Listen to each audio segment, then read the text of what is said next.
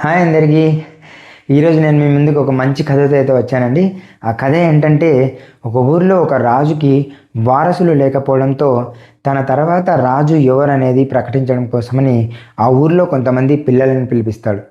ఆ పిల్లలకు తను కొన్ని విత్తనాలు ఇచ్చి, ఈ విత్తనాలను 6 నెలల వ్యవధిలో ఎవరైతే పెద్ద మొక్కగా పెంచుకొని తీసుకొస్తారో వారే ఈ రాజ్యానికి కాబోయే రాజు అని చెప్తాడు.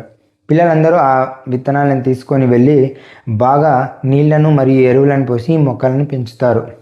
కానీ ఒక బాలునికి మాత్రం ఆ విత్తనం ఎంత ప్రయత్నించినా కూడా మొలకెత్తదు. సరే, 6 నెలల సమయం పూర్తి అయిపోయింది. అందరూ పెద్ద పెద్ద మొక్కలు తీసుకొని అక్కడికి వచ్చేసారు. ఈ బాలుడేమో ఆ ఖాళీ గిన్నె, అంటే ఏదైతే మొలకెత్తని గిన్నె ఉంటుందో ఆ గిన్నెని తీసుకొని అక్కడికి వచ్చారు. అందరూ ఆ బాలుని చూసి నవ్వడం మొదలుపెట్టారు. ఎందుకంటే అందరి చెట్లు బాగా పెరిగాయి, బట్ ఈ బాలుని దాంట్లో కనీసం విత్తు కూడా రాలేదు అని.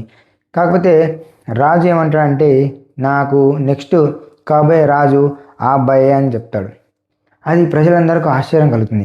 ఎందుకు ఇంతమందికి చెట్లు బాగా పెంచినా కూడా ఆ అబ్బాయినే ఎంచుకున్నాడని.